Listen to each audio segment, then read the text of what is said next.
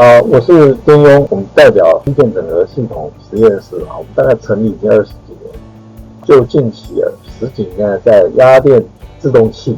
以及感测器方面的研究，跟各位做一个报告。基本上这个压电的应用有4000多种我们就是举例几项我们实验室发展出来的，跟各位做一个报告。这个 piezo 呢，基本上我们有很多种应用我们主要这个实验室呢，在这么多年来是针对actuator 的制动器跟 sensor 的应用来做一个报道。那基本上这个压电有很多种应用基本上有石英 quartz 跟 ceramic 跟这个 polymer。那我们实验室呢，仅针对后面两者 ceramic 陶瓷跟这个 polymer 这个高分子橡胶这些的薄膜做了一些研究。那首先我们看一下压电制动器。那么当然制动器有另外一种名词，就是所谓的 piezoelectric motor， 是一个压电马达。那我们现在可以介绍这几项所谓压电有3方向跟4方向我们特别发展出来一个新型的方向简应变型的压电马达。那这种马达呢，模型像一个橡皮擦，可以装置在像类似一个线性的平台上做动，它就可以产生运动。这是我们把它整合在一个类似 XY 系统，透过类似像攻击机，我们可以下指令，它就可以走出一个 XYZ 的一个轨迹那这个马达呢，大家看左边可以看到一个黑色的这个橡皮擦形就是一个我们的马达装置在这3个平台上做一个运动。这个软体我们都写完了是类似 G 方形 M 方形的一个定义，可以操作这样一个平台。那基本上压电制动器有一个很大的特色，就是它可以做到微米级以上的定位这是一般 DC-AC 马达做不到的。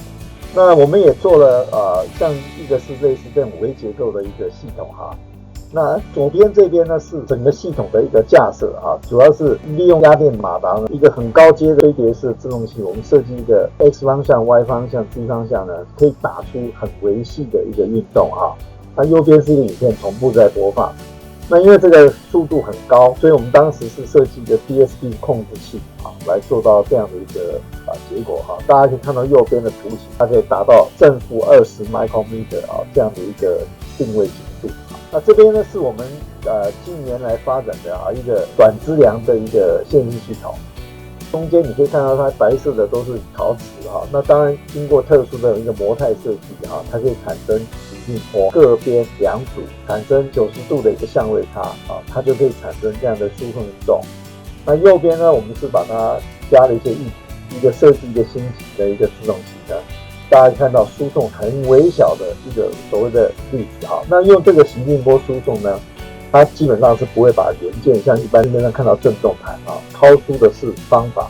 它会让这个元件产生 flip over 就是翻转，那没办法控制它的方位。好，这边就是你把它这样的一个线性的马达装在这个盖的底下推这个 beam 导轨，它就可以产生一个像类似一个线性马达运动。那右边呢，就是可以我们是下一个控制命令，类似走一个脉波式的一个 step 的信号，它就可以做到很高阶的微米级以上的定位这是甚至是比较早一点的时候我们发展的，这是一个球形马达。那我们把这个压电片呢放在类似一个我们叫 gamma orientation 方位，比如说一个方位是西塔 1， 另外一个西塔 2那当然你可以放一个西塔3，就形成了一般我们所谓的在空间上有3个自由度旋转自由度。那我们架设在一个平台做测试像这个东西比如说机器眼或者说做一些方位角的定位不是 XYZ， 是 Alpha Beta Gamma 3个方位角，就可以做到类似 gimbal 或者是一些摇杆的一些运动或者是像现在机器的点字我们也有用这个 piezo 的部分用这个 PGG 的陶瓷的部分呢，这是一个双腔的压电片，经过我们设计之后大家看右上方它基本上是有一个微小的晶片，经过那么小的一个腔室上面有所谓的 PGG 产生我们要的一个振幅，来鼓动这个风透过中间的一些阀体的 nozzle 的设计可以吹出风。比如说在右手边，你可以做一些散热器件，做到一个散热的效果所以基本上这个设计上有 blower 跟 chamber 的设计这是一个非常小的一个形体，所以我们放了铜钱币代表它很小那么基本上大家看左边呢，就是你的枪的这个振幅呢，就是中间是最大的就是相当于一个抛物线的一个输出。我们针对用压电的定位平台呢，可以做到很高阶的定位做一个定位的平台。那为什么做这样一个6轴平台？因为它可以提供空间的 XYZ、阿尔法、贝塔、伽马。像现在大家看到很多那个平台式的机手臂是比较有高的刚性、跟稳定度、跟定位精度那我们当初的一个想法是，像这个手机组装这个组装这个 lens， 如果我们可以一次在这个平台透过影像的对位对准alignment， 可以一次的就把这个 lens 呢调到适当的位置，做一个组装贴合的动作。好，那么压电有另外一个很大的领域是感测器。那我们针对感测器呢，不管是 PPT 或者我们用的 Polymer 的薄膜都可以做到感测器那么底下有这几种应用，大概跟各位介绍一下。像这个呢，是我们曾经做过的就是最近这10年来，尤其是比较高阶的工具机台，他们在做加工的时候呢，希望在输出端有排泄跟辅助定位切削更好的一个情况叫 Ultrasonic Assisted Machining。从控制角度来讲，就是说我的切削刀呢，刀把跟前端，我如果能够在控制命令之上产生一个很高频微小的信号，那有在控制上可能叫低者可以达到比较好的排泄及减少摩擦，产生比较好的一个切削的一个效果那这个影片我们也有可以大家去看一下。那我们这边呢有一个很大的特色是，这个 PVP 陶瓷呢既可以当 HF， 它也可以当 sensor 那在压电上来讲，当这个感测器是正电压效应，那当自动器就是逆电压效应，它有点像这个一般的马达，可以做发动机跟马达两个反向的作用。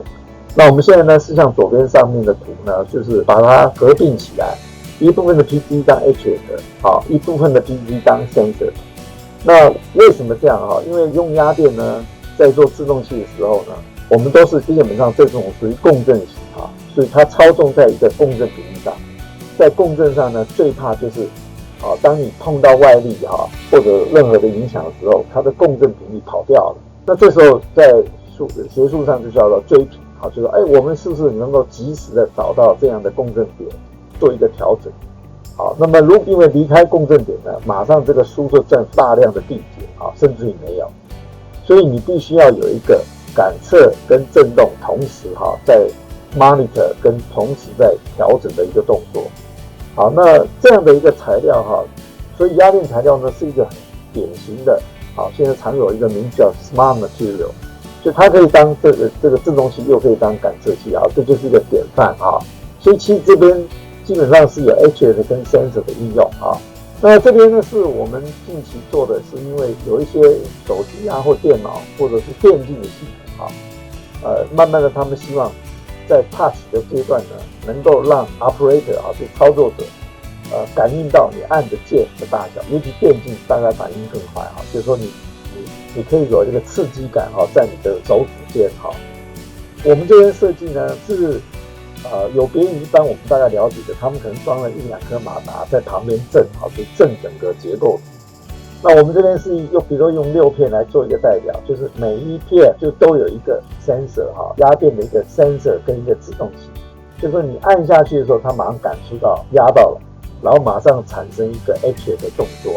让你肩呢能够产生一个力回馈感，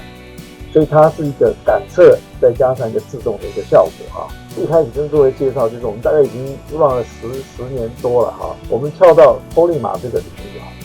在上面的一层呢，大家可以看到我们很成功的制作薄膜那如果是纯粹的 PVDF 呢，是非常透明的它的透明度大概有80%以上对不起，85%到90%以上就是可以符合，比如说你用手机来看，它有很好的透光度。那我们这边看起来是有点不是那么透明度，是因为我们特别的制作了一个副材就是把 PVDF 跟 PP 做了副材，那这样的效果非常好基本上就有点像水下水晶器这个潜艇的水晶器这些利用 hydrofoam 这样的材料，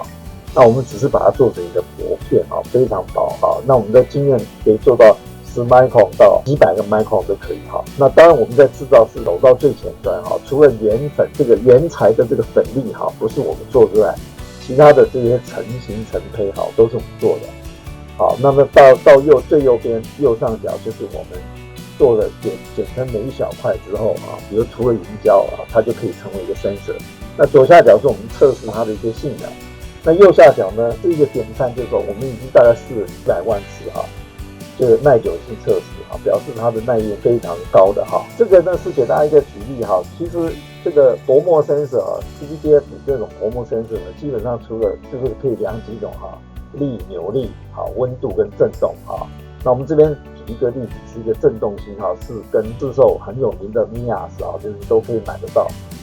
来做一个比较。那么整个信号，绿色是我们的蓝色是 MIAS 的感测电路，没有加任何的放大，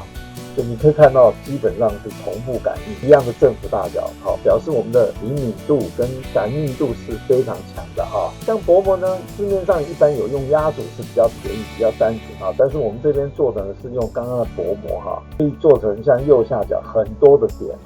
其实像右边我们就是夸张一点做到96点这当然解析度高，像有的床已经有人在做这个，它面积比较大，就做几百点的测试，不管是足压、背压甚至电压，做下去的时候，你可以瞬间感应到整个的压力分布那像现在一般有一些鞋公司，他们就装了这个东西，让我们这种客户呢踩一下，那么马上只做一个鞋垫符合你的脚步的一个鞋垫让你的舒适感更高。那另外呢，我们也可以把我们的压电薄膜呢做成这样的 sensor比如说我们做在一些旋转机械，像这边是一个扳手的系统可以放在主螺上或者套筒上面在制作的情况之下，可以量到这个扳手这边所握的扭力。那当然这里面有特别介绍，因为这个是一个旋转机械所以我们不可能有线的情况，那线会有绕线的问题，除非你有一个很特殊的机构那基本上我们是透过无线，这个无线的电路系统，包括通讯用 VB 蓝牙RF 都可以我们都有实施，可以瞬间的及时的把信号传出来，那到你的 PC 或者到你的手机上面可以做及时的观测跟记录。那左下角呢是一个示意图就是说我们可以找到 torque 跟 voltage 输出的一个关系去建立一个 database， 所以从这个输出电压可以马上判别了解你的输出的这个守护力是多大那这个是比较高阶的是我们经过建立一个数学模型，做一个比较复杂的，就是说在一个薄膜上面，我们比如像这个 case 我们有6个量测点那这个6测点透过数学模型，就是刚刚好可以算出一组答案。什么答案呢？就是在现在的工具上都希望在切削的时候能够 monitor 做的切削率。那一般的切削率在做的时候，比如你用 dynamometer 呢，是放在工具的底下，那 dynamometer 像 Kisker 都是几百万。那现在这样的做法就是非常的便宜因为我们这样的一个薄膜sensor大概就是10块钱$，你可以放在 cutter 上面切腹就像图里面，把这个旋转盘其实里面就有电路跟无线通讯放在上面，那么是在刀尖在切削的时候再量不同于一般的 dynamometer 测力是放在工件底下。那经过我们的数学模型，刚刚讲可以观测量测到当时的切削率那现在就是说这种 intelligent machine 里面很多工具都希望能装这个可以随时看到切削的状况，避免战震或者甚至断刀的现象。那最后面跟大家稍微介绍，就是这个大概已经红了10几年从这个舞池踩这个压电发电，或者什么装在车上等等那基本上我们也有做这种压电的一个材料让它发电包括它的应用。那么我们现在正在努力的是说，什么样的材料能够让它发电大一点跟各位报告大概除了美国陆军他们已经在中东战争中用过就是说在他们的那个陆军的鞋里面放了很好的一个汞型的特殊材料，产生比较大的电量他们可以瞬间产生一个电讯比如说在沙漠里面踩一踩发电如果你没有发电的器材了，它可以瞬间产生一个电源，让你打出一个通讯的信号说我有人在这边这个已经有实际上的应用很成功。但是呢，在一般的民间消费来讲这是一个比较昂贵的东西那另外我刚刚讲压电发电量非常小，所以即便全世界有很多人在谈这个问题，但是实际上大家看到商品是比较少的。那但是我们现在正在发展一些副材的材料，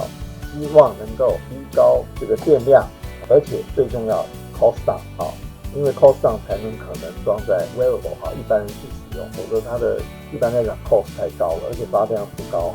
再加上现在电池也便宜，除非是像刚刚讲的军事用途特别的情况之下，否则好像没有这个必要。那右边呢，我们已经有一些专利也做了很多比如你可以做一些特别的电池计步时芯造型就产生电量一些东西我们都有一些大概应用。有一系列的发展出来，但是我们现在最需要突破的就是刚刚前面讲什么样的副材最轻、发电量又高，而且非常便宜，这是我们一直在努力的希望近期有一个突破。报告完毕如果各位有特别的兴趣的可以跟我们联络。那所有网址都可以看到我们刚刚特别介绍的这几项的一个影片搜寻一下我们相关的这个机电整合实验室也可以看到其他的一些压电系统实验室也断层区发展了非常多今天只是针对部分比较跟专业有相关的跟各位做一个报告谢谢指教。